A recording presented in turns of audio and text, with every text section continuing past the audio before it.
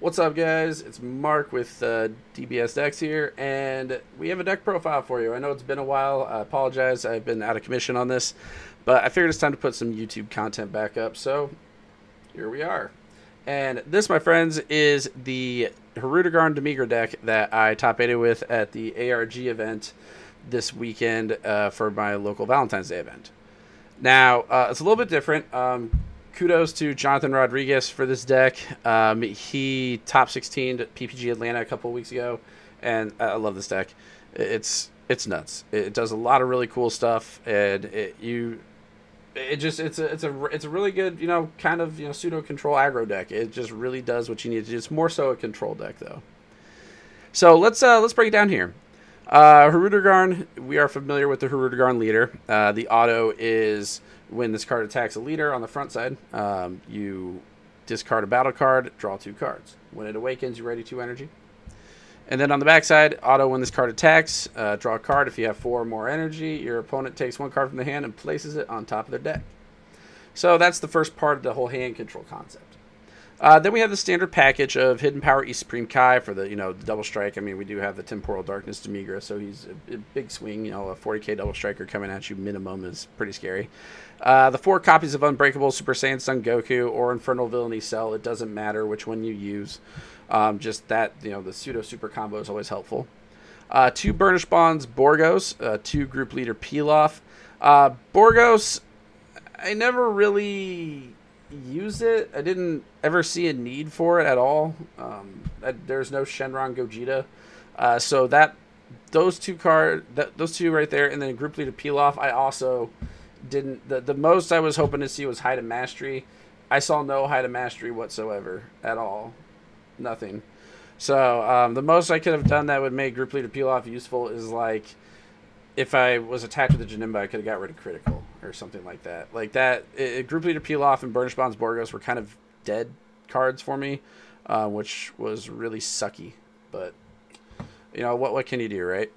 Then we had the 4 Hoi, which is your super combo, and then the 2 Son Goku striving to be the best. I thought about 3. 2 seems to be the right number, though. I'm comfortable with 2. And then we have 3 Power Tapion for when they don't want to flip you at all. Also helps spin something to the top of their deck. This was kind of hit or miss. There's a lot of barrier that floats around right now, so I didn't get a whole lot of targets with it, but I did flip when I needed to, so that is nice. At all cost, Vegeta can be used to flip for the same thing. He's also just a really good 4-drop finisher for the triple strike when you have 5 energy. Then finally, we have the 2 Time Control Cronoa before we get to the main combo here. Time Control Cronoa obviously helps with the Shugesh package that is live in the meta right now. So, we don't have anything else for that. Play it and draw a card. There you go. It's got Deflect. Now, here is the real treat. Encroaching Darkness Demigra, Dark Control Demon God Demigra, and Temporal Darkness Demigra. They are a 4 of in this deck, all 3 of them. We'll start with Encroaching Darkness Demigra. It is a overrun for 4. It is a permanent, and it says the black Demigra cards in your hand that have 7 cost gains and evolve 3. So this becomes a 3-drop. The Temporal Darkness Demigra becomes a 3-drop at that point. It also Encroaching Darkness Demigra also has an auto that says when you play this card, you can't play anything but black battle cards for the rest of the turn. And your opponent can't attack you with battle cards that had an original power of 10k or less. So also kind of helps stifle the aggressiveness a little bit of some things. But that effect kind of really doesn't see a whole lot of play right now just because of the meta. Then Temporal Darkness Demigra is what we'll cover next here. It has Dark Overrealm of 7 for 4, but we will never ever play that. I have never pulled that off. I've hard casted 1 for 7, but I've never actually overwhelmed for 7. But it's got the auto. When you play this card, you choose 1 card, one black card from your warp area of a 4 cost or less, and play it onto the field. And that's how you get Dark Control Demon God Demigra. Now, when you play it, choose 1 card on your opponent's side, battle card on your opponent's side of the field, and you warp it. So that actually is really useful. That gets rid of a lot of crap. Doesn't get around barrier, but it gets rid of a lot of things that you just really don't want to deal with. Now, finally, we get to the third part of this combo, the Dark Control Demigra. When this card attacks, your opponent chooses one card in their hand and sends it to the warp. If it is a battle card, you combo with it. So, and it's also got Dark Overwhelm for 4 that you pay 3 to do that. Which you can actually do that. I've done it a couple times. It's not hard. Or you can just hard cast it for 4 as well. It's just a when it attacks thing. It has nothing to do when it's played or anything like that. So it's just basically a 4-drop swing and take a card out of their hand. It's a really good card. So, that package right there, the Demigra package, is probably one of the nastier packages in this deck to have to deal with, because once you get at least one of those out, once the Dark Control Demigra comes out and you start swinging with that plus your leader, you're already getting 2 cards out of their hand a turn. Right, so for every one that they draw, they're losing 2 unless they have a super. And even if they have a super combo, they're just replacing 1. So they're just doing a draw replace. There's nothing that actually it's a complete minus for them all the time. It's always a -1 guaranteed. For as long as you have those 2 out, for as long as they take the attack.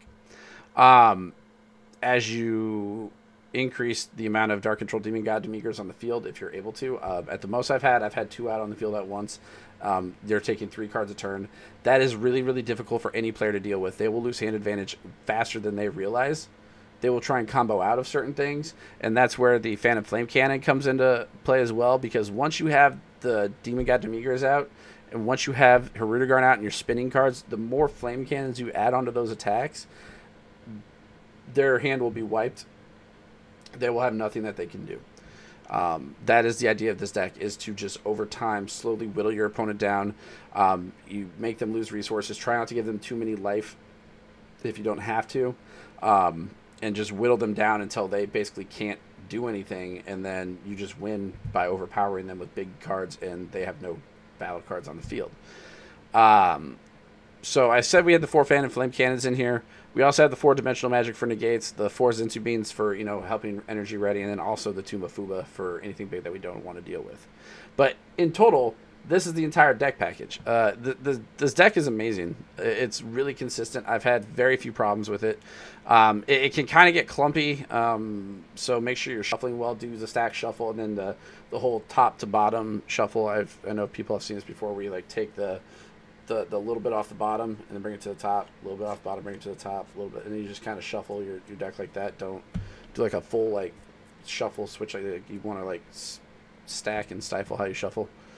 But otherwise, I mean, as the deck isn't terrible. It doesn't have a whole lot of 110k combos. I mean, it has 10 total, so that's not the absolute worst. So then we get to the side deck. 2 Zeno buttons. Those were just added in there to be cute. In case we needed energy quickly. So far I have not had that problem, but Height of Mastery, like I said, they would have come in against that, and I didn't see any of those. Same thing with Ready Stance Goku. It's a barrier, so that was in for the Victory Strike if they want to try that crap as well. Then we had the Ultimate Fusion Gogeta. That card I actually did play. I played that against the Brawly Saiyan deck that I lost to in top 8. It's what got me to game 3, because it took all their stuff off the board that they needed and just put it right to the bottom of the deck. I drew 2 cards and just beat the hell out of them with that card. 3- Killy Zone, again, for when you see Cold Bloodlust. I never saw that. And then 2 Dende New to the Job was for Shenron Gogeta. Never saw that. 2 Kami Global Unifier was for Rush. I did put those in against the Height of Mastery deck. I kind of regret not the Height of Mastery, the Brawly Saiyan deck. I kind of regret not having them in the main board, just because they originally, I believe Jonathan Rodriguez's deck has them in the main board. If I'm not mistaken. No, he doesn't. He does not even have them in the sideboard. Really? That's interesting. Yeah, he had. Oh no, he had Ultimate Fusion Gogeta in the main. That's what he had. So this is the original deck, but we can compare and contrast later. And so then we had the Black Mask Saiyan Splintering Mind. This card's nice to work with the Encroaching Darkness Demigra, just because it when it's played it warps something. I thought about figuring out how to play him in the main board, but there's already too many black cards as is, so I kind of wanted to stifle that. Didn't want to put too many of those in there. And then 1-dimensional Banisher Fu, again, just for the double strike finisher for 1, and also to get rid of something that you don't want to deal with. Again, it's kind of hard to play a lot of Overwhelm on this deck just because the one time you do it kind of wipes out your entire drop area. But compared to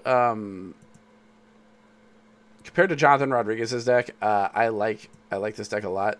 I'm trying to figure out the differences here because he has 3 peel off, 4 of each of these in this, and then I put in Tumafuba, and I put the Goku. I put Striving to be the best in here in the main too, so I could stifle Rush.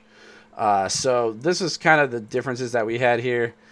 I'll put the links to both decks so you guys can compare and contrast in the comments area. If you guys have any suggestions, though, please let me know. I'd like to hear your opinions on this deck. If you have any questions or anything I didn't cover clearly enough, you know, just let me know. Like, that's it.